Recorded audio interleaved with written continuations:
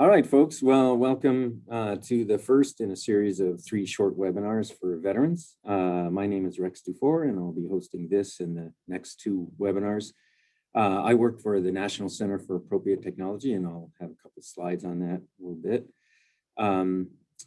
But just wanted to remind you on October 19th, there'll be, that's next Tuesday, there'll be another webinar on tools and equipment for the small farm. And on October 26th, I'll be talking about investing in your soils.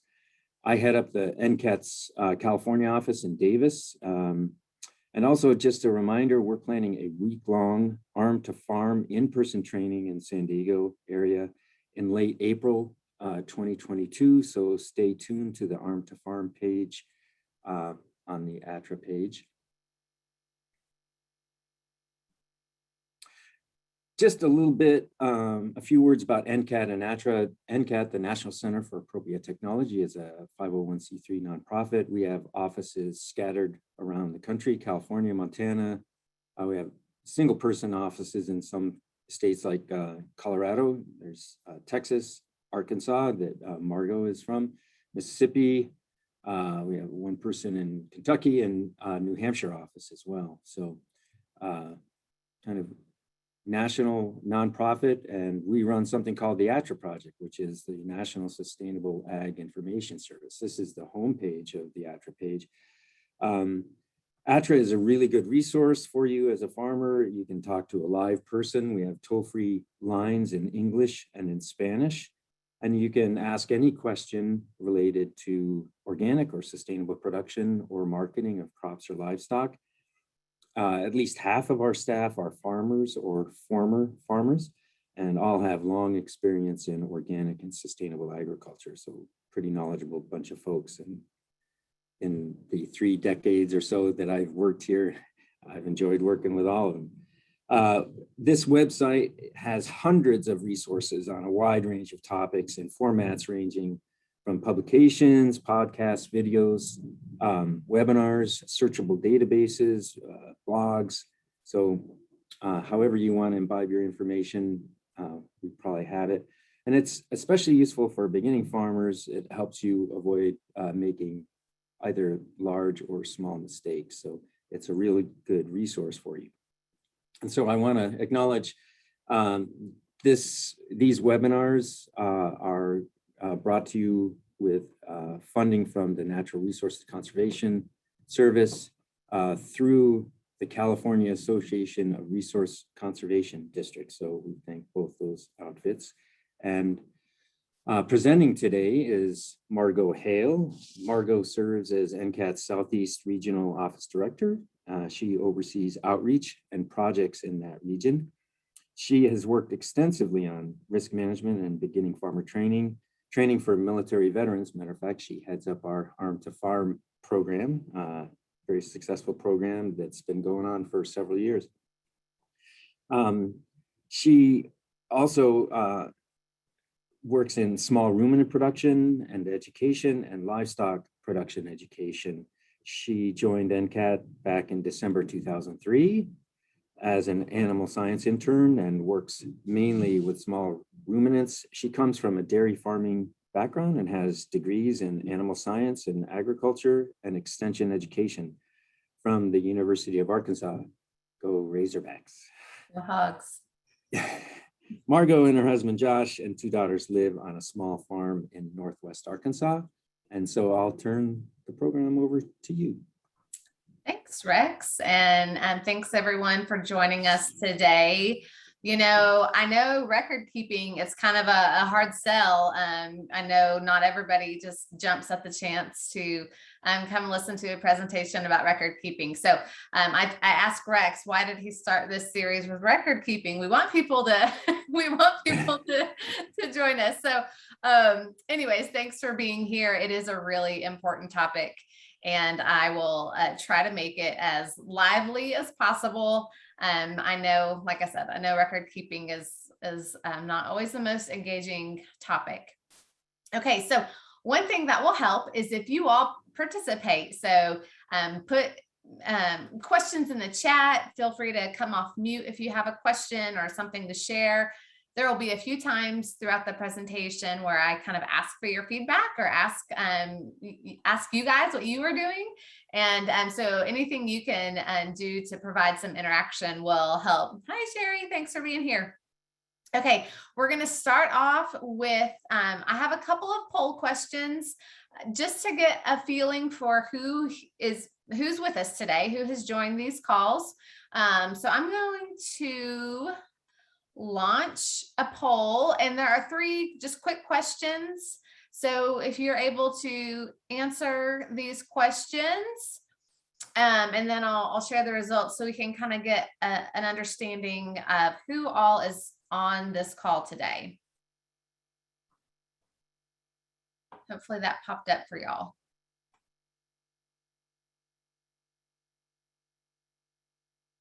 Okay, I'm finally seeing some answers come in.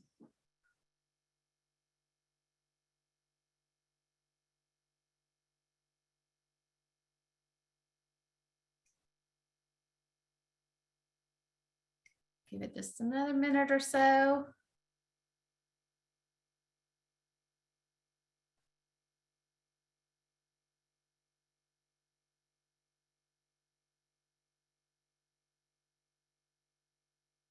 Okay, let's see. I'm going to share these results so everybody can see it. Okay, so it looks like most of you on the call are not currently commercial farmers or ranchers. So if you're not a commercial farmer or rancher, my guess is, so about 58% of you are not yet farming, some less than a year. So maybe you've just gotten started and so you aren't considering yourself a commercial farmer yet. So this is good. This will be good information for beginners as you're just getting started. Like so many things, if you can start record keeping, before you're deep into production, then that'll be useful, and you can learn as you grow. Yes, thank you. You're planning to be a commercial farmer, and that's my guess. Is most of you all, it looks like, are just getting started in production and aren't really on a commercial scale yet. It looks like we do have one experienced farmer with us here, 5 to 10 years. So whomever that is, please, if you have any wisdom to share throughout this presentation, please put that in the chat and share that. Okay, so what are you producing on your farm? A diversity. This is great. Okay, so the other things that weren't mentioned here, if you want to pop that in the chat just so we can get a sense of what other things you're producing. Looks like vegetables, fruit, crops, livestock, bees, flowers, other things that you're producing that aren't covered here. If you want to share that. Weeds. Hey, those will be good. Those will be good for when you get those sheep or goats, Sherry.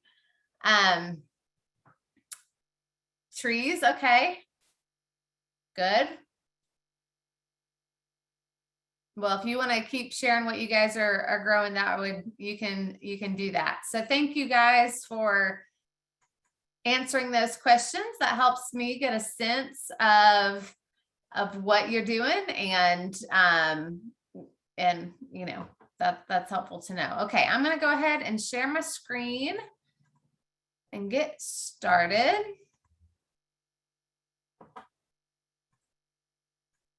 Okay. Can you all see that? My screen? Head nod, something? Yes, okay. All righty.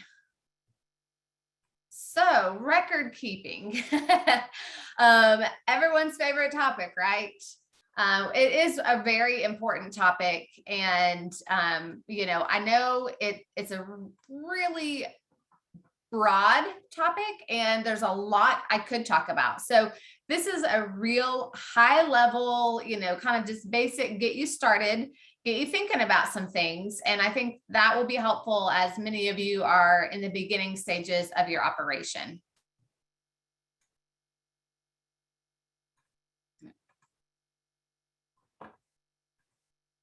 There we go. Okay. So before we start talking about record keeping and all the ins and outs of, what records we're going to keep and how we're going to do that, I want to make sure that you guys are starting with kind of the really big picture. So what are your goals? What are your farm goals? And this is really important, not just for record keeping, but for all of your farm and all of your operation. I'm really thinking about what are your whole farm goals? What are the things that are important to you? What do you hope to accomplish with your farm? What are your mission and values? Because knowing and understanding those goals, one, it gives you something to work towards, but it also helps put parameters on your operation and help you make decisions about, there's all sorts of, enterprises you could do in different markets and things like that. But if they aren't meeting your values and helping you meet your farm goals, then you don't need to do those things for your farm. So understanding what are your goals, and this can be, since we're talking about record keeping, a lot of those record keeping topics, kind of revolve around financial management and finances. And so thinking about, how much income do you need to generate from your farm? Is the goal for your farm to provide a full-time income? Is it to supplement some other off-farm income? Is your goal just to raise food for your family and, maybe cover your cost? Those are all things you need to understand and, ideally have written down for your farm, so that that can help dictate, the records you keep, your production, and all sorts of decisions in your farm. So think about what are your goals and how much money do you need to generate from your farm? That will, that will help answer a lot of questions and help keep things in perspective and help you as you're making decisions. So why are we even talking about record keeping? Why do we keep records? Well, ideally, you are treating your farm as a business. Now, I understand with a lot of you who are just getting started and, maybe you haven't even sold any product yet. So maybe you haven't made any money. But ideally, that's what you'll be working towards, is farming as a business. And even if, you're saying, hey, I don't have a commercial business, but everybody hopefully is trying to at least cover their costs, unless we have some just extremely wealthy folks on here who are just gonna throw all their money into the farm and they don't care whatsoever how much money they're using or how much money they're making. If that's the case, talk to me, because I have some ideas of how you could spend some money. So ideally, we're treating our farm as a business. We also are going to keep records because we're going to need that information, this data, for budgets, detailed financial statements. If you're ever going to get a loan, you're going to need that information. If you're going to participate in USDA programs, you're going to need to show some records. So having that data, and the sooner you start collecting that data, the better.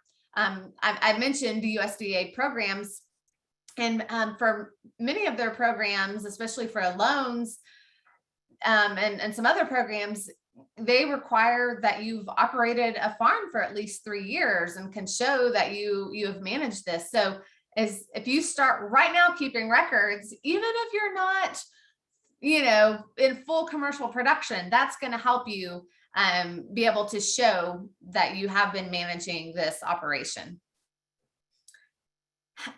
Like I mentioned on the first slide, keeping records helps you see your progress towards those farm goals. And this is something I, have experienced personally. My husband and I, we've raised a variety of livestock, primarily is what we raise, for quite a few years.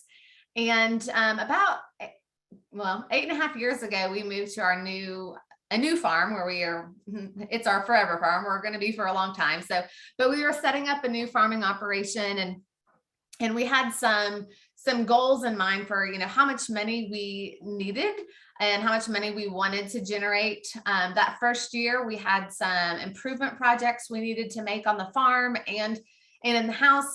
This property we had just bought, and so we set a goal of making a certain amount of money on our cattle that we were raising. We had some stocker calves that we were raising up, and so we had set that goal, and at the end of the season, because we had kept records, so we knew how much our expenses were, and we knew how much we sold those animals for, and all of those things, we were able to see that we met that goal.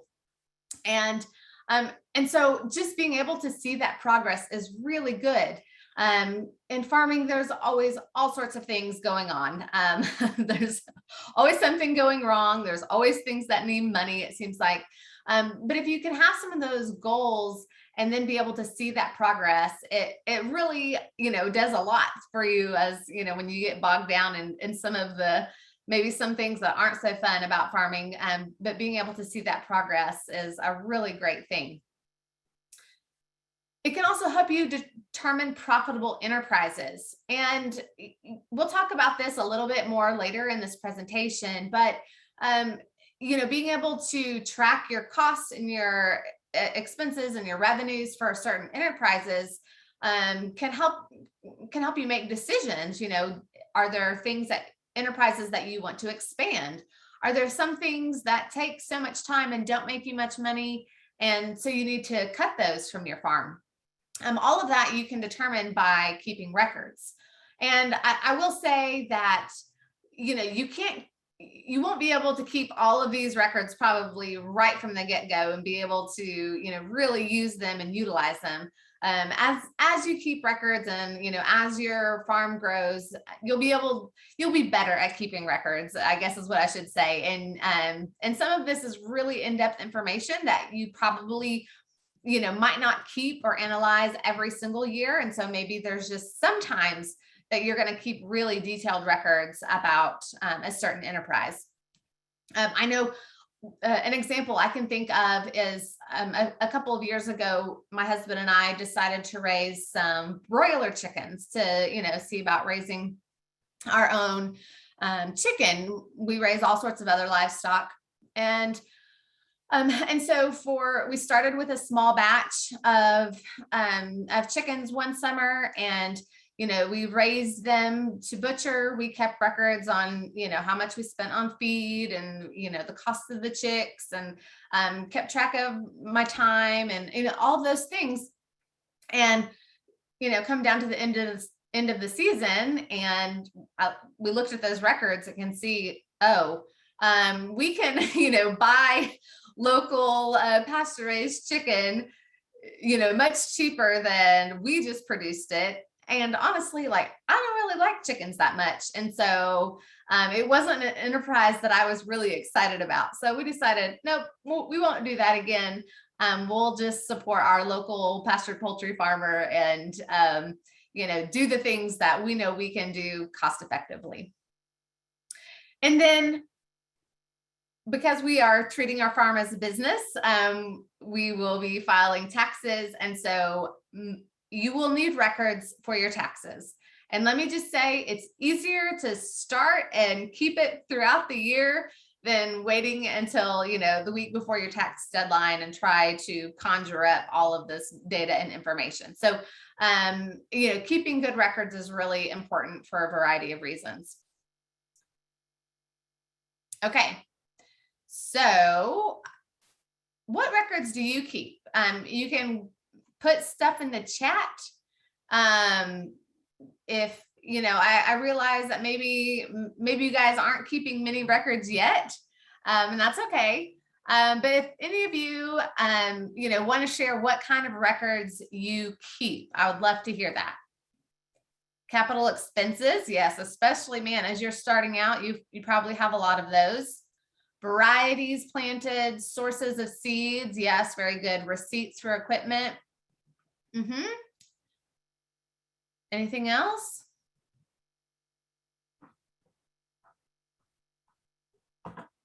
Okay.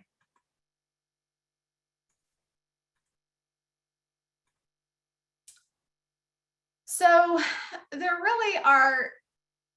are lots of records we can keep, and we'll go through some of these and talk more in depth about different types of records. Really, there are endless amounts of data that you can keep. But kind of the three main categories of records are financial records. So all income and all expenses, keeping track of that. So all those receipts, all your sales, all of that kind of stuff. Those are financial records. Those capital expenditures, the supplies, the equipment, the details on, when you purchase those, maintenance records, all of that, all of those, capital expenditures and the income and expenses, very important. And, I think those financial records really are some of the most, they are really the most important if we're, treating our farm as a business and are going to be able to make some of those production decisions based on our records. So marketing records. So prices received. This can be, any money or time spent on different advertising. And then just the records for your different types of markets. So say you have a farmer's market and a wholesale account or selling to restaurants, keeping track of the volumes that are going to each of those markets, volume of rejects, all those things that are going to help you make kind of those marketing decisions. And then production records. And, production records depend on the type of enterprise. So whether it's crops or livestock or, other enterprises. And there are so many things you can keep track of. And, planting dates, yields, varieties, sources of seeds, all those things that you just mentioned, fertilization, soil test, for livestock breeding records and healthcare. I mean, there's just so many things that we can keep track of. You need to decide what are the important things for you. I think for, vegetable producers, keeping track of your planting schedule and, whether it be your schedule of how you're doing succession planning or when you're expecting harvests for markets that you may have, very important. For livestock producers, those breeding records, when are you expecting animals to be born, or if you're doing it backwards, when do you need to sell animals, and so when do you need to breed by? All of those things are really important. And there's lots of things that you can keep track of. Really, it's deciding the information that you really need to make your production decisions and keeping that.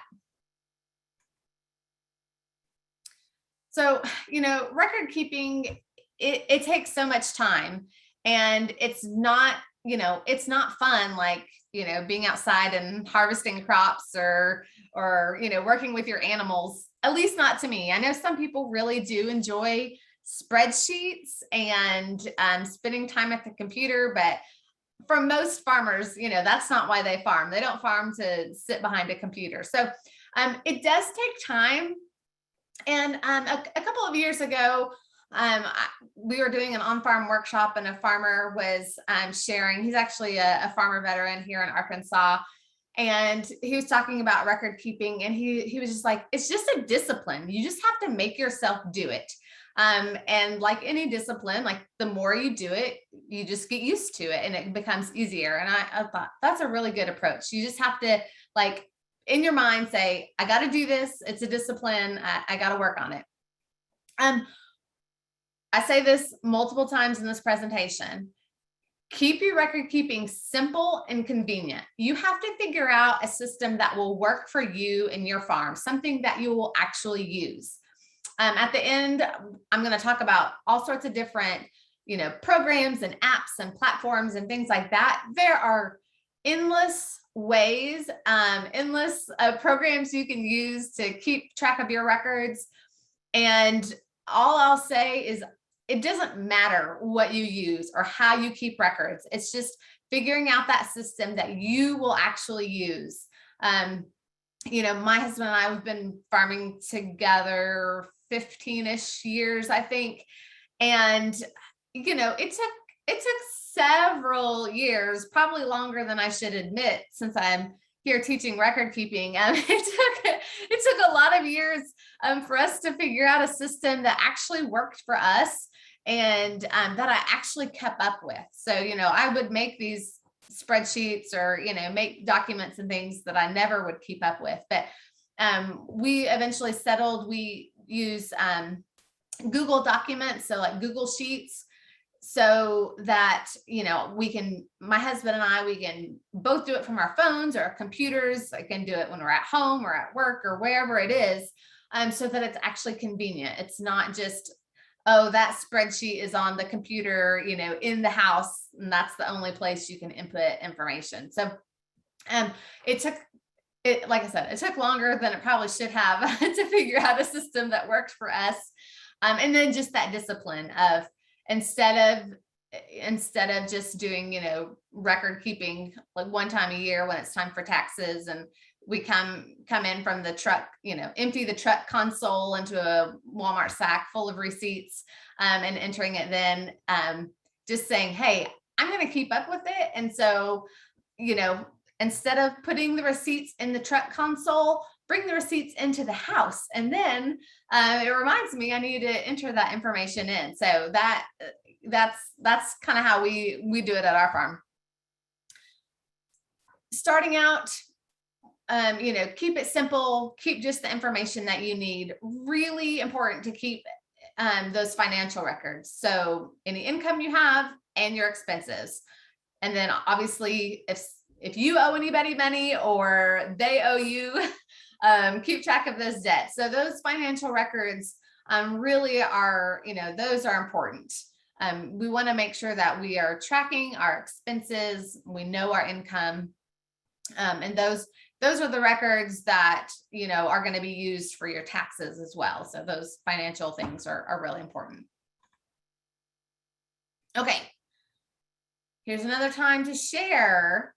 How do you keep records? Does anybody have a platform or an app or a method that they use to keep records?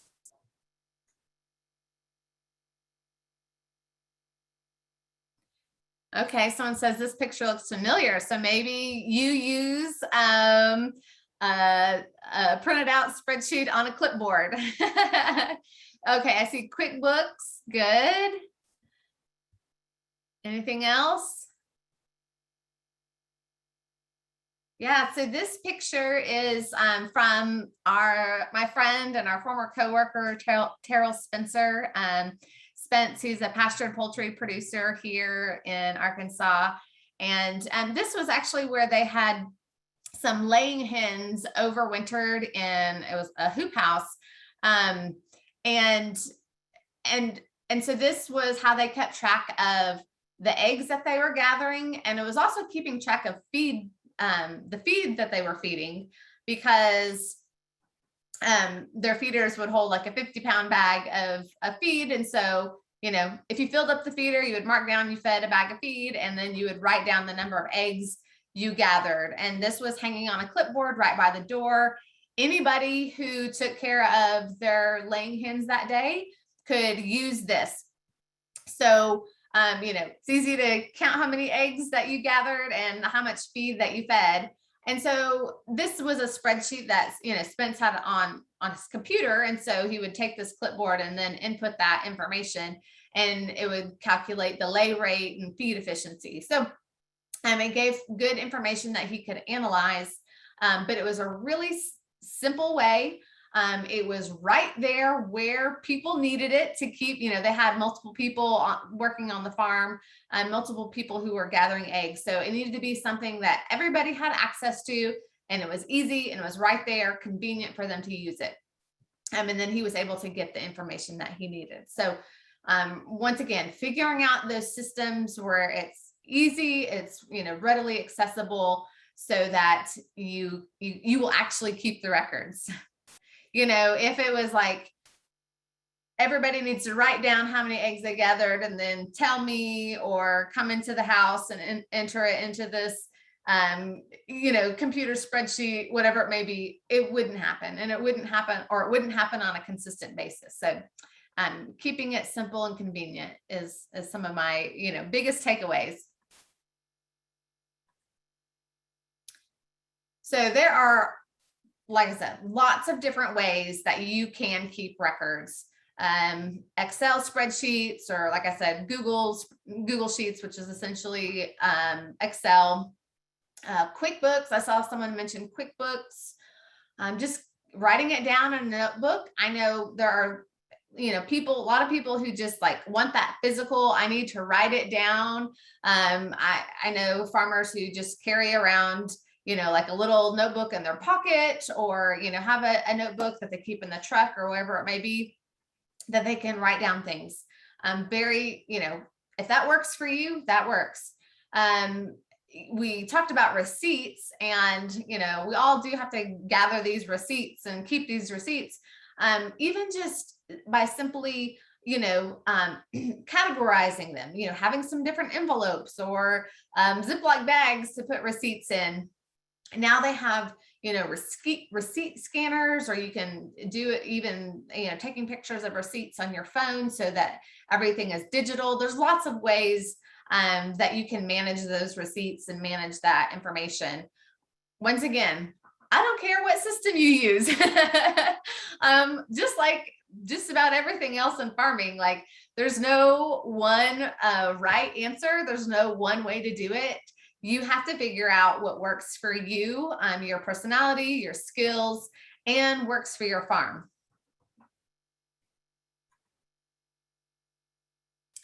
So a few record keeping tips.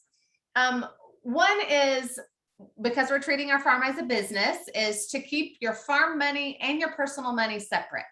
And I realize that is tough, especially at the beginning where you're kind of bootstrapping. Usually, your personal money is funding your farm money, but it is really important to keep those separate.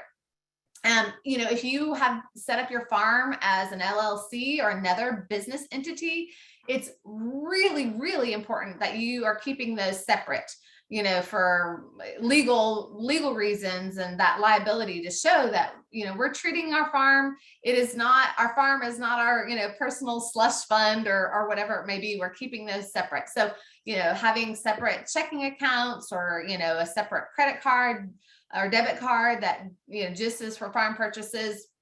Anyway, to show that you are keeping two separate sets of books for your farm and your personal. Not to say that you won't still use your personal money, but you can show, I moved $1,000 of personal money into the farm. So, being able to keep those records separate. And then just some good, general banking tips. Reconcile your bank statements, make sure that you don't have any expenses that haven't cleared that are hanging out there, or, making sure that people have paid you if you have invoices, just making sure that you're staying on top of those financial records. Once again, it takes time, but it's important.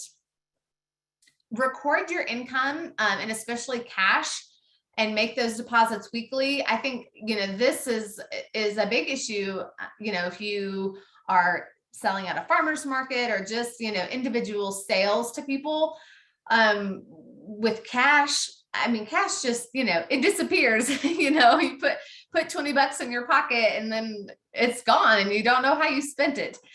So recording the cash, recording the income, and making those deposits. Now we tend to use cash less and are using more, whether it be, credit card or other electronic ways of receiving money and spending money. It makes it easier to keep records that way. I mean, that's a good thing, because it keeps a log for you. So that's really good. But, if you're dealing with cash, make sure that you're recording that and depositing it.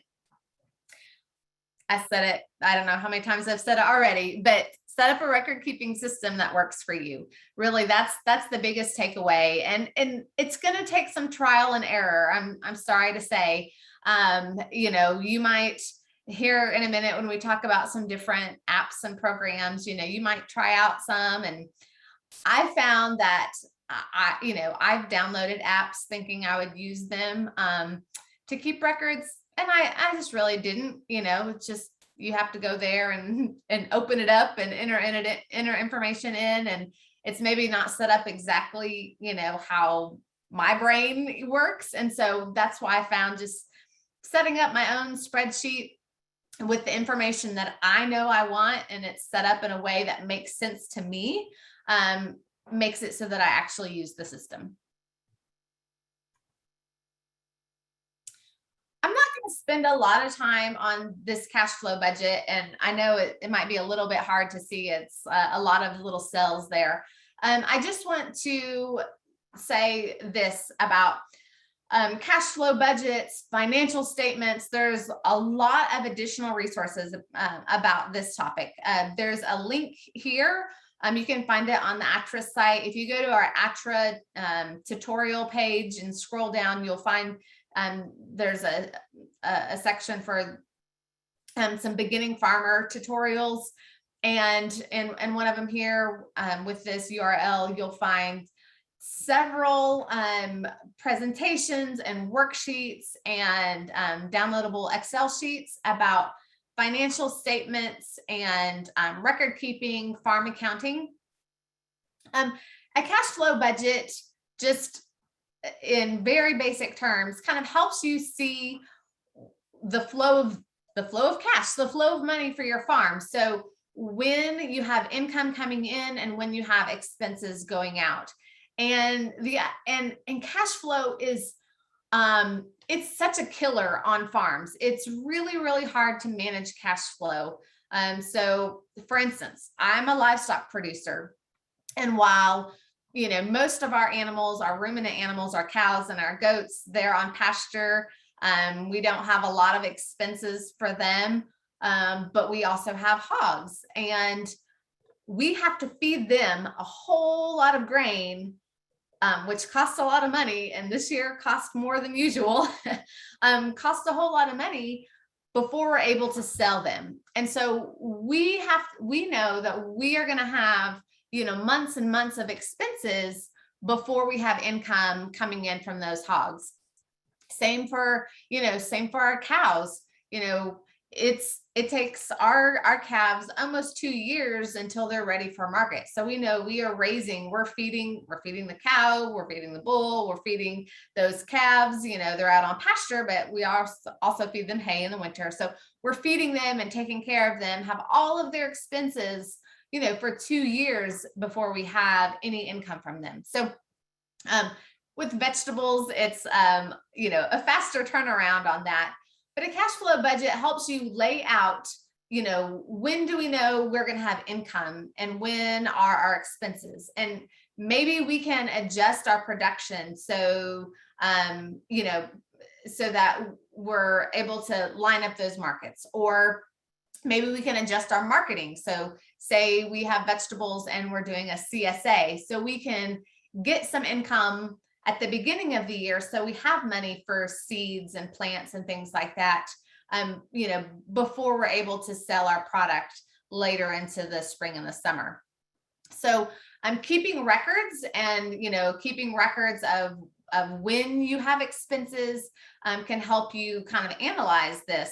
Once again, there are spreadsheets that at this URL that you can download and use, and, you know, put your own information in. Really, once again, keeping track of those income and expenses, and see, you know, are there adjustments that can be made when we get to the end of the season? Know that we need to have some money left over for our expenses at the beginning of the next season. But there's a lot more information about that. We have several specialists who can help answer, you know, financial management questions, enterprise budget questions, you know, marketing, how can we adjust our marketing or our production to, you know, help us better manage our cash flow on our farm. So I mentioned production records when we were talking about our different types of records, and many of you shared the types of production records, those seeds, sources of seed, planting, all of that. There are, once again, so many production records that you could keep. Figuring out the things that are really important to you, and keeping those. For livestock, for me, we keep our breeding records, we keep health records, we keep really those health and production records of, if we have animals that, our goats, if we have to treat them for internal parasites, keeping track of who we had to treat, because that helps us make our production record, our production decisions. So, okay, this goat, she only had a single, and we had to treat her for internal parasites. And, here's a goat who had raised twins, and we didn't have to treat her for internal parasites. All right, we're going to cull this one over here. And we know that, and how it goes is, well, the one who needs to be culled, she might be our favorite, or, she might be my girls. They have their favorites, they know all the animals and have named them and know every detail about them. They're actually wonderful record keepers, help me keep everything straight. But, we can't make our farm production decisions based on, which goat we personally like the most, because if she is not as productive and is costing us money and would not lead us to building a stronger herd, we need to cull her. So that's how production records can help us make those decisions.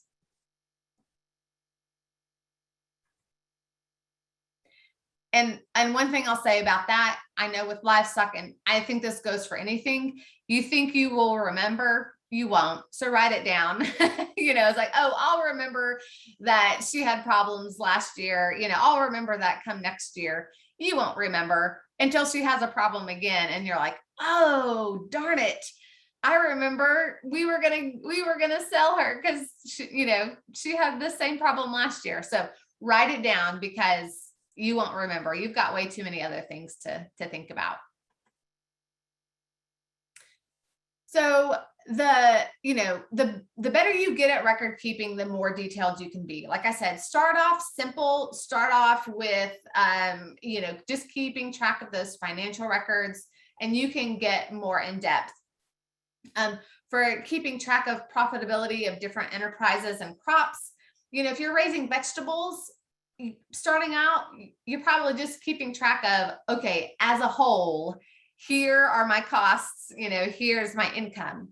And, once you get a good handle on that, that's when you can be a little more detailed and really, think about and track a budget for a particular enterprise. Like, okay, this year I'm going to track how much it actually cost me to raise these tomatoes.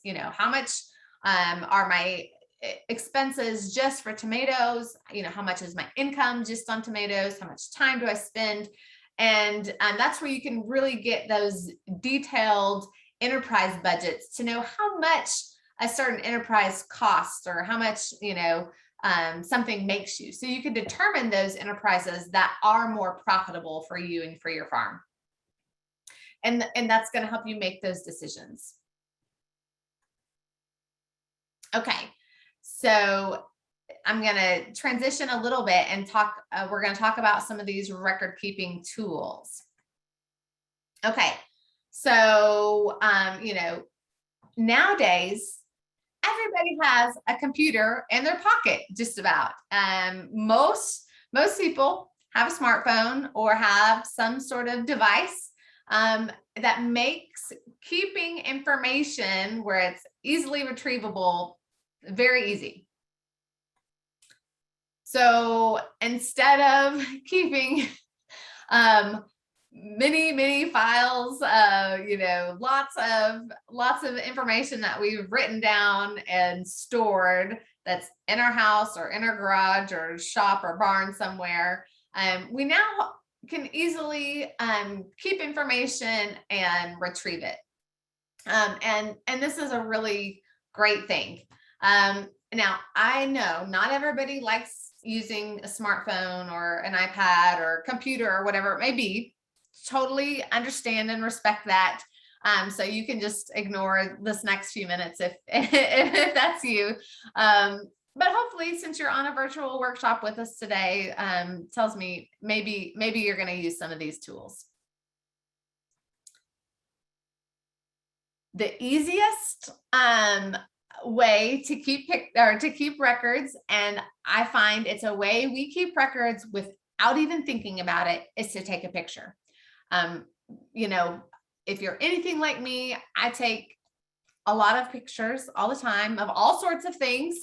And I think most people just are in this habit. We just take lots of pictures. And so we accidentally keep records even if we don't realize it.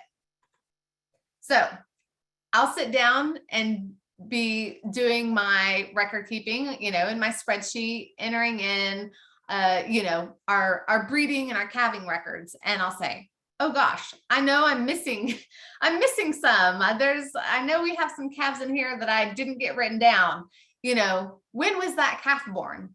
I can almost guarantee you, if we have a new calf or new goat, we have taken a picture of it. We've gone out there because they're so cute. You know, my girls want to see them, you know, and just sometimes it's just fast. Like there have been many times, like I'm driving down the driveway going to work and I look out and I see, oh my gosh, there's goats out there. Someone just had babies, you know, so I'll just go in the pasture, snap a picture real quick of the mama with, you know, with her kids. And I know I've captured it. So I can go back and I can see what, you know, what goat it is, what the date was, you know, those types of things. So we take pictures all the time. When did we start harvesting? You know, probably the first time I know for me, you know, the first strawberry of the season, the first tomato of the season, things like that. I tend to take a picture of to share with folks of, you know, look what's happening on our farm. You know, when we have a big harvest of something, you know, I usually am taking a picture and can easily go back and see, you know, this camera roll on the right, there's pictures of green beans and corn growing and carrot harvest amongst the videos of my girls at swim lessons. So, you know, I wasn't really thinking about taking farm records, but I was. So I think it's a really good tool. You know, I take pictures of feed tags or receipts or just all sorts of things. It's a really quick, easy way. You know, we are keeping records without even thinking about it. I also notice I will go back and like look at pictures to see what the pasture condition was, because, you know, I can just be taking a picture of like, oh, this is a nice scenic picture of my cows out here grazing, and I can take a picture. And then this time next year, if I take another picture, I can say, man, I know for me right now, we are extremely dry in my little corner of our county. We have missed all the rain that has gone all around us, and we are extremely dry. So I know, you know, this time last year, I probably had less lush pastures, and we're feeding hay right now on our farm with our cows and goats. So, you know, just things like that help us keep track, help us go back. Once again, you think you're going to remember, you won't. A picture is a really, really easy way to keep track of things. Write down notes. Everyone's phone, you know, has a note-taking app just already on there, whether it be Google Notes. I'm a Google person, and so Google Keep is the one in the middle. I think iPhones has Notes. There are all sorts of note-taking apps you can download. This little green elephant is called Evernote. You know I've used an app that did like sticky notes, like different colored sticky notes. Anyways, there are all sorts of different ways you can keep notes. And it's just really quick. I use the Notes app on my phone for everything. I wouldn't remember to do anything without that Notes app, because you can set it to, you know, send you reminders and alarms and things like that. But you could just quickly open it up, jot something down. You can do voice recorder and record things. You can, take pictures in those notes. All sorts of things that just make it easy, easily accessible. And that way you can go back, if you have a more detailed spreadsheet or another app or something that you're going to input that information into. But it's just a quick way to capture that information. Once again, there are a lot of easy ways to save documents and records and keep them organized. And so this is Dropbox and Google Drive. And, the great thing about these types of programs is multiple people can have access to, if you set up a farm folder. I mentioned at the beginning, my husband and I, we both keep records.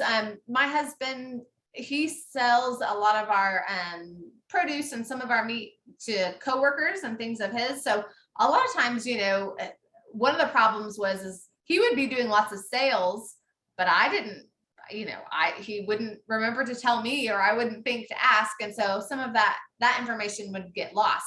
But being set up in, a Google Sheet, he can access that. He can access that from his phone or from his computer at work and easily put that information in. And he doesn't need to tell me. We can both keep that information.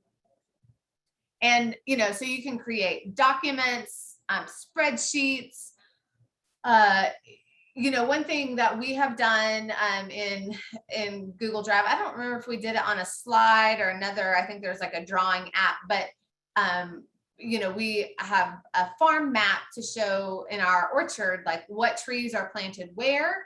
And so, we can keep track of that way. So anything you can do to, have all your information in one place. Digitally is nice because you can search it. The great thing I love about, with our spreadsheet that we have set up for our farm, it's similar for each year. And so I can go back and say like, oh, I wonder how much we spent on, hay in 2020. Well, I can easily do that. I can go back to my spreadsheet and sort it and find that information. And with me being diligent about keeping up with entering receipts and making sure our records are up to date. I mean, I'm not awesome at this. So don't let me fool you. I'm not an amazing record keeper still, but I'm much better than I used to be. I try to enter receipts. I say once a week, it's not once a week. Definitely it's once a month. I sit down and we'll enter receipts and make sure our records are, really up to date. And the great thing about that is I can, sort how I have our spreadsheet set up. I can sort, by type of expense or, whatever it may be. And so I can really track things and see where we're at. And that's really helpful to know for, where our expenses and where our income is at for the year at any one time. I can quickly do that. Whereas, at the beginning, I would have no idea until it was tax time. And I finally entered in all those receipts and compiled all of our income. So it's once again, it helps track progress and it helps say like, okay, yeah, we can spend a little bit of money on this, new capital expense, or no, we cannot spend any more. We cannot spend any more money on things right now. So for your finances, I saw at the beginning, some people said they use Quickbooks. Quickbooks is great for those financial records. I know you can do invoicing, and there's a lot of capabilities that QuickBooks has. There is a cost to it though, like with many of these things. And so as you're just getting started out, maybe you can't quite, that expense isn't quite justified yet for something really in depth like QuickBooks. Xero is a program. I haven't used it. A former coworker, he used it for his farm. He said it was very similar to QuickBooks, just cheaper. And so it was a good option, for a lower cost thing.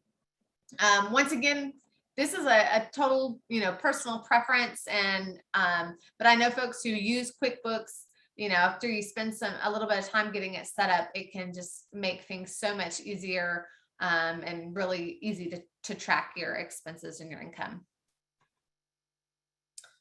There are now lots of ways that we can accept payments and track sales. You can have the Square, the card reader, PayPal, you can get a card swiper. So if you're selling farmers markets or just direct to your consumer, once again, invoices with QuickBooks, there's all sorts of ways to accept payments, like through Venmo and Cash App, all sorts of ways. What I tell people is make it easy for people to give you money. So I know some of these take a little bit more time to get set up. Some of the credit card payment systems do charge fees. And so once again, you have to figure out what you actually need and what would be useful to you in your farm. But really, having ways that people can pay you, digitally through their phone, without cash, I think is a really smart thing to do, because we want to make it easy for people to pay us. Here's the other thing, at the beginning, I mentioned, tracking cash payments and making sure that you have that documented and that you deposit that. That's just, that's an extra step. I found we use Venmo a lot. I mean, I started because that's how our babysitters wanted to get paid. They didn't want a check. I don't quite understand that. They didn't know how to deal with a check, but they requested Venmo, and then we realized, gosh, this is really easy. And so that's now how, like I mentioned, my husband sells produce at work, and that's how everybody pays him. And so those records, they're already kept. So when I go and I'm making sure my spreadsheet is up to date, I open up Venmo and I can see, so-and-so paid me so many dollars for strawberries and paid me for greens and, paid me for beef or whatever it is. That's already kept there. I didn't have to remember to write that down. I'm just going to transfer it into the spreadsheet that I use. So keeping things simple, making it easy for people to pay you. That's a good tip. Okay. There are so many different applications, programs, all sorts of things. I'm going to mention a few. This is no way comprehensive. There are so many things out there. Tend is a platform you can use, and it helps keep crop planning records. You can do financial records. It also can help track sales and things like that. It is pricey. I was recently visiting with a farmer who has been using Tend, and he said he really liked it. It was really easy to keep a crop plan on it.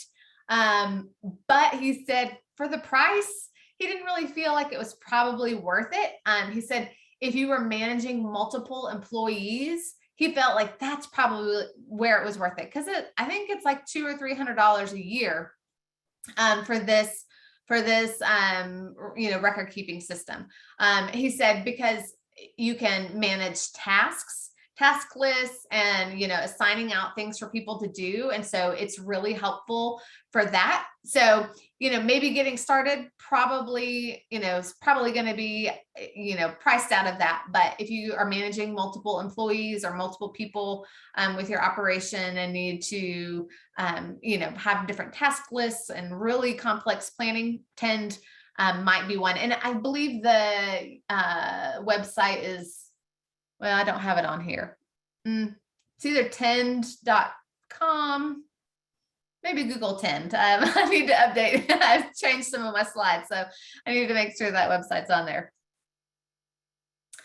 Here is a free tool. It started as Veggie Compass, and then there's a Livestock Compass, and now there's an Organic Grains Compass. And these are spreadsheets. You can download them from this website. It's veggiecompass.com. And it has production, record keeping, financials as well. And, it's kind of in depth, but it has really explicit, really good instructions. And one of the things that you can get out of using this is it really breaks down your cost of production per enterprise. So, I talked about if we can keep really detailed records, it helps us evaluate our different enterprises. Well, these Compass toolboxes, that's kind of what it's set up to do, is help you track your cost and revenues per enterprise. So check that out. It's developed out of Wisconsin, and a really good tool. So and it's free, so even better, right? There are lots of different apps and things. So one type of app is something to track your time. As farmers, most farmers are really terrible about tracking their time, paying themselves for their time, knowing how much their time is worth.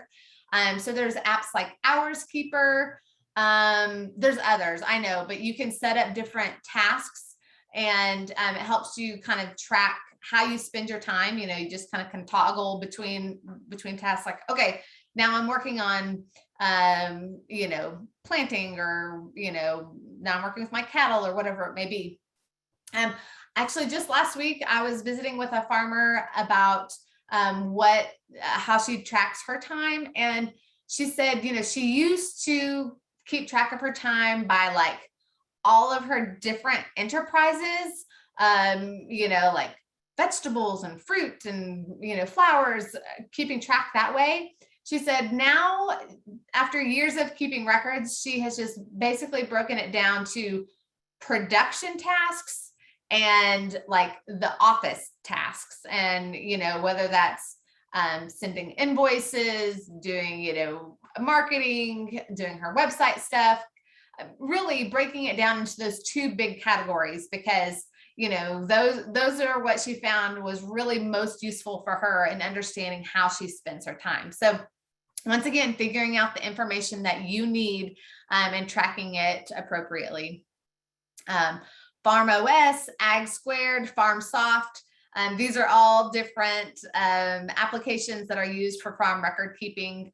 I know there are dozens, probably hundreds of others. So, search the App Store for farm record keeping. I see new ones pop up all the time. Ask your friends, ask other farmers, what programs that they use. And, give some a try to see if something sticks, if you like something. So there's no one size fits all. You really have to figure out what information you need, and then figure out the best way that works for you, and how to keep that, and how to analyze that. Apps and programs, they're not magic. You still have to open them up and put the information in there. So if that extra step is, going to make it where you don't do it, then stick to something simple like your notebook, or just a spreadsheet. You have to make record keeping a habit. You have to set aside time to make sure that you're entering in the information and keeping up with things. And really, records, they don't do you any good unless you use them. So you can keep all of this information, but if you never analyze it and actually look at it and make decisions from it, then it's useless. Then that's been a waste of your time. So my hope for you is that you figure out a record keeping system that works. You keep the information that is most helpful to you, and then you use the information. You look at it. You look and say, oh my goodness, we spent so much money on feed this year. What can we do to reduce our costs? Okay, this enterprise was really profitable. Should we expand in this enterprise? Or this enterprise took a whole lot of time and did not make us much money. Should we cut that enterprise and expand something else? These are the decisions. This is the way that we want records to help us. So make sure you're keeping information that you will actually use. There are a few resources. Well, there's a lot of resources. A few I'm going to point you towards. We have an ATTRA publication on basic accounting, and it talks really a lot about, this financial records and record keeping, the cash flow budget, financial statements, things like that. You can find that on our ATTRA website by searching basic accounting. There's the link again to the farm accounting and record keeping tutorial that I mentioned when I talked about the cash flow budget. So there's a kind of a presentation, a narrated presentation that you can watch that talks about farm accounting and record keeping. And then there's some spreadsheets that you can download from that link there. A few books that I really like, and we've given out a lot. The Fearless Farm Finances talks a lot. It's a really good book. It was developed out of Moses, the Midwest Organic Services Education, out of the Upper Midwest. And for a financial book and record keeping book, it's actually, it's kind of fun to read. They use case studies. In that book, it talks a lot about using Quickbooks and getting Quickbooks set up for your farm. So if that's something you're interested in, you can check that book out. The Farmer's Office by Julia Shanks is another really good one that talks a lot about record keeping. And Julia offers webinars and downloadable templates and things like that. I think I saw she just did a webinar on using QuickBooks on your farm. So there's lots of really good resources out there. I know sometimes Extension will offer those types of trainings depending on where you're at. And then the Organic Farmer's Business Handbook by Richard Wiswall is another one that talks about record keeping and keeping good systems for record keeping and financial management. And at least used to, when you bought the hard copy of that book, it came with a CD of templates and spreadsheets. Maybe that's all digital now. I know the Farmer's Office, when you buy that book, you can get access to digital templates as well. So I'm sure there's others. Those are the ones that I've used and that I keep on my shelf. So if anybody else has any record keeping or financial management resources that have been really helpful to them, you can pop those in the chat. Okay, so I'm going to stop sharing so that I can maybe see you all. And if there have been any questions, Rex, I know you were kind of keeping track of questions. Maybe some have been answered, but I'm happy to answer any questions. Right. Well, thank you very much, Margot. That was excellent presentation and a lot of good information. There was Gray Henderson notes in terms of what type of expenses you need to have breakdowns for taxes, you should look at Schedule F to see what you actually need and then keep those breakdowns so you have them for tax purposes. Is that how you organize? It is. Categories? Yeah, okay. It is how I organize my spreadsheet, because you're exactly right. I know for taxes, I need to know feed, repairs, veterinary cost, fuel, mileage. I know how Schedule F, and you can just Google Schedule F and you can find that. And it's probably in all of those resources that I mentioned, but yes, that's a really easy way to categorize, because for me, that's made it simple. So I know I can easily categorize those expenses, and I know that information is right where I need it come tax time. Now, sometimes, you might need to categorize cost, or you're keeping records and it doesn't really easily fit within that system. So you might have to tease out some other information, but yeah, for tax purposes, that's how I keep it. And that way I can easily sort, my big spreadsheet of expenses. I can sort the category. And some, and there I go. In a couple clicks, I know exactly how much money I've spent in each of those categories. And so you find the Schedule F categories are workable for your farm? You don't have to add. Yes. interpolate. Yeah, they are workable. I mean, I don't use all of the categories. I mean, there's some of them that I don't use, so I don't even put those on my spreadsheet. And you know, because I've added one for just like, you know, an asset, you know, those capital expenditures that don't go in the Schedule F. They're not in like the supply category, but it's going into my depreciated, you know, those assets. So you know, I kind of added a category for that. So when we add those, it's all in the same, you know, it's all in the same spreadsheet, but it doesn't go into that kind of broken out supply category. Right.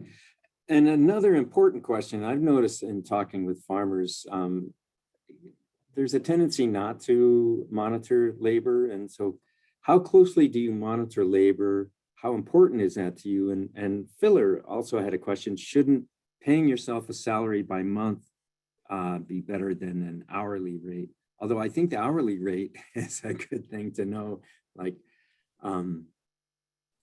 because it's generally way below minimum wage. Yeah.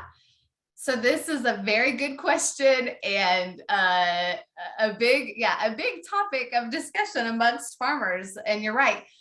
I think farmers don't do a great job of keeping track of their hours, and some farmers do pay themselves either an hourly wage, or it kind of depends on how you have your business structure set up, you know, whether you're, you know, paying yourself from the profits at the end of the year. Once again, I was just having a conversation with this farmer last week, and she said, you know, she doesn't pay herself an hourly or monthly wage. She pays herself, you know, at the end of the year, the profits, and but she does keep track of her hours.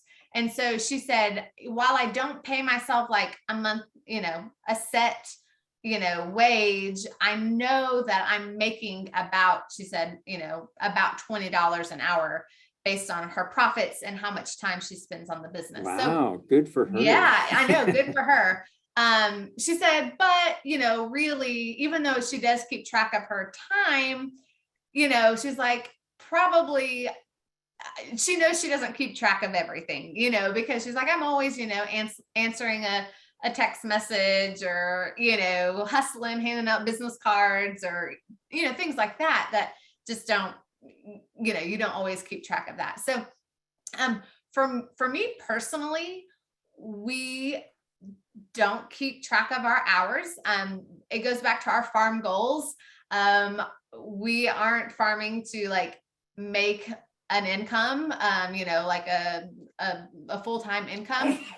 Our farm goal is, you know, we're primarily to raise food for our family, and then make, you know, sell excess. And, you know, my husband and I, we both have full-time jobs, and we have our farm because we love it. We love, you know, the lifestyle. We are raising most of our own food, and we are covering our costs, and, you know, we are making a little bit of money. And I always say, well, I mean, this is how we would spend our time, even if we, you know, even if we weren't trying to make money.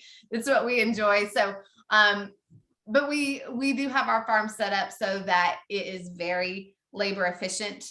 My husband says he likes to say we're lazy farmers because he tries to do as little as possible. And so, you know, we've had to do that out of necessity because we don't have lots of time. So, but we don't personally track time, other than, you know, we know when things are taking a lot of time, and we have made decisions like, this takes us a lot of time. It's not worth it. It causes us headaches. We're cutting this out. So we do, you know, because we do have limited time to devote to the farm, we do make our decisions, you know, based on that. Or we're not paying ourselves an hourly rate wage. Okay. And I'd point out, you know, because this is mostly for folks in the arid West, which seems to be getting more arid all the time, you will probably want to keep irrigation records, and perhaps access if you're farming in California, California has a California Irrigation Management Information System,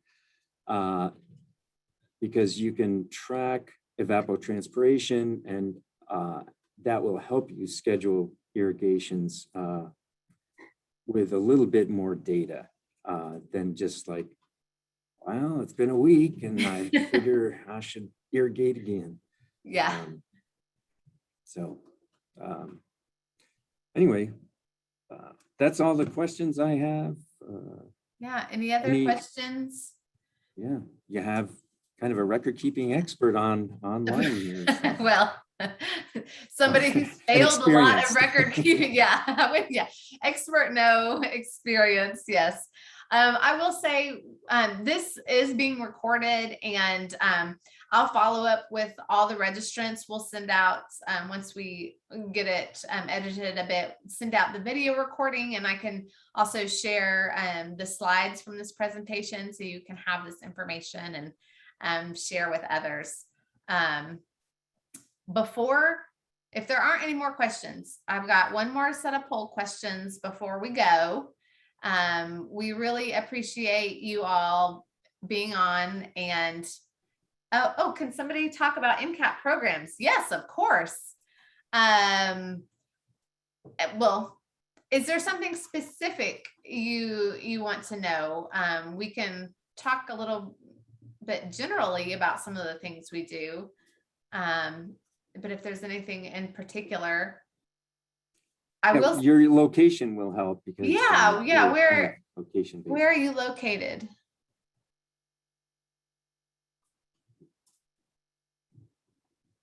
Washington State. Oh, great. Okay. Pacific Northwest, just generally. Well, Rex, you want to talk a little bit about NCAT and some of our programs? Yeah, on the West Coast, we have some programs. Actually, we have some small farm tools workshops coming up because they're next year and the following year, but there's going to be one in Washington State and going to be an in-person workshop. I'm assuming in a year or two, COVID will eventually kind of run itself out, or everybody's will have gotten it or been vaccinated. Anyway, so there's a series of small farm tools, in-person workshops up in Oregon, California, and Washington.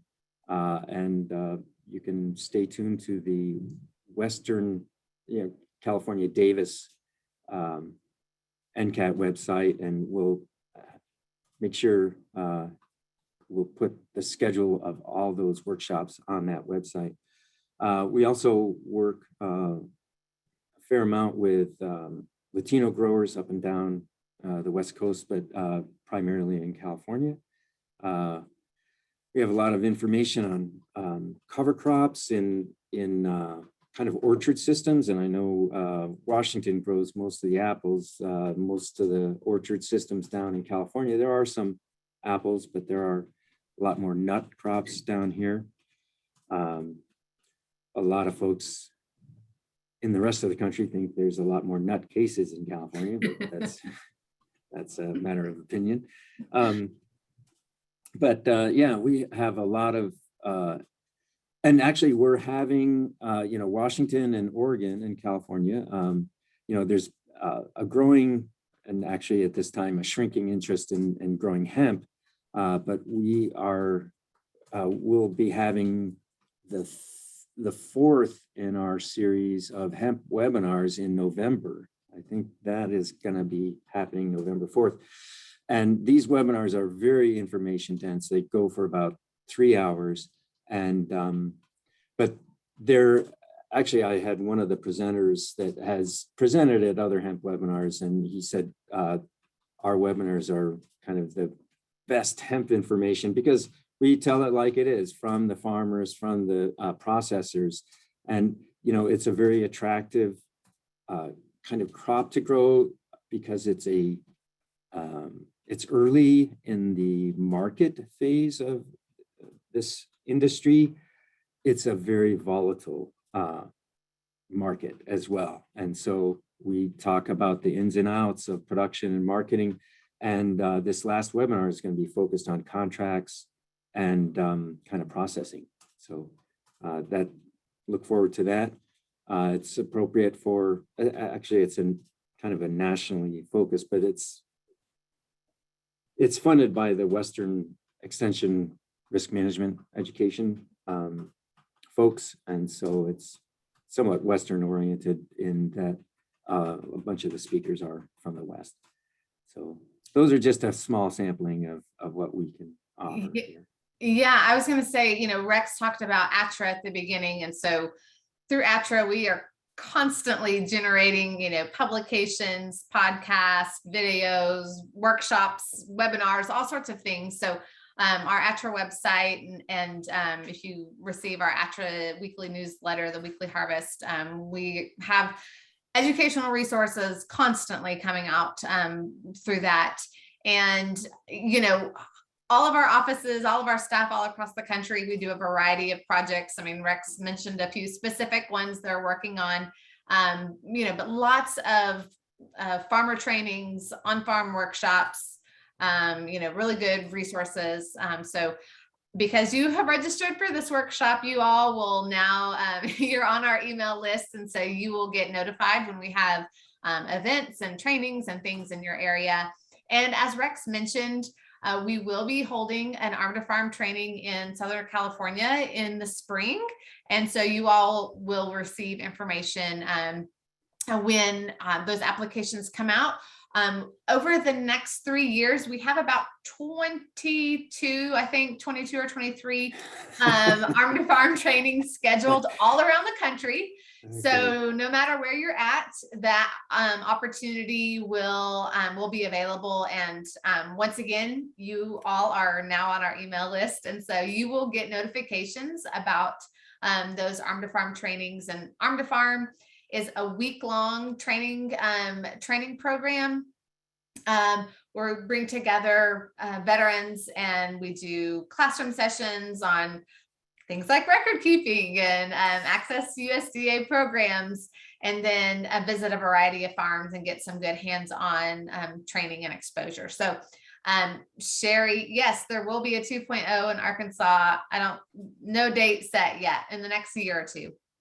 And so we also have a variety of, besides Arm to Farm, networking events and other workshops like this one, specifically targeted for veterans. And so once again, you guys, we got you captured now. You're on our email list. And so you'll hear about these events as they happen. So lots of opportunities to learn. And as Rex mentioned, our staff, we're here to answer your questions. So give us a call, email us, chat with us on our website, any way you can think to find us. We're here to answer your questions. And we have just amazing, really amazing specialists that we get to work with who have expertise in just about everything you can imagine, who, are, even if we're not experts, we have a lot of experience. We can help you not make the same mistakes that we've made. So we're here to help you guys. Hey, Margot, can I mention just one other thing I forgot to mention? We're having, in place of our usual annual Latino Farmer Conference in California, we're having a series of 3 webinars starting in December and then January and February. The first will be on kind of conservation practices and water management, because we're going through Sustainable Groundwater Management Act here in California. And then the next one will be on marketing and business management. And then the final one, we're still working on the details. It'll be other topics. Yeah, lots of good events. And they're in Spanish. They're all in Spanish. So okay. That's something unique that we do. Yeah, good work there. Okay, before we lose you all, I have a poll I'm going to put up. These are evaluation questions to let us know how we've done and anything we can do better for next time. I'm not going to share these results, but I'm going to go ahead and launch this poll. So if you could, take a few moments here before you leave us to answer these questions, we'd really appreciate it. something that's not in these evaluation questions, but if there are other topics that you would like us to offer virtual workshops or trainings on, or things that you have challenges on your farm that you really want some answers or help with, if you would just put that in the chat. You know, Rex and I and our coworkers, we, you know, this is what we do. We're always looking, we want to make sure that we're providing you guys with the information and resources that you need. So if there are things that you want us to provide training on, anything specific or in general, put that in the chat, and that will help us.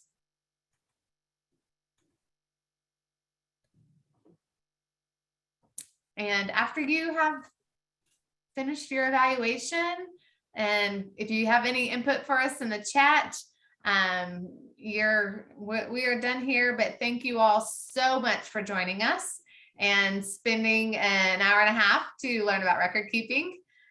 Rex, next week it's equipment, is that correct? Yeah, small farm tools. We're going to have Andy Pressman from our New Hampshire office, who is a small farmer himself, really focused on small farm tools. And, you know, like, you have a limited budget. What are ways to decide on what equipment is the best equipment to purchase or invest in for your small farm? Yeah. If you have a small farm. And most farms, most beginning farms are small just because you can't afford to buy a whole bunch of land these days. Yep. Yeah, that'll be a good one. And we will, you guys are already registered for that. It's the same link that you used for this one, but we'll send you the link again next week, and tell your friends. We'll also share the recording and the slides from today's session. Yeah. Yes, And marketing. That's a big big topic, but very important. So thank you. We'll add that to the list. Yeah. And it looks like just about everybody's filled out the poll. And yeah. So, yeah. And Margot, I want to thank you for presenting some very good information. And thank you all participants for coming, and hope to see you next week. Yeah, thank you guys.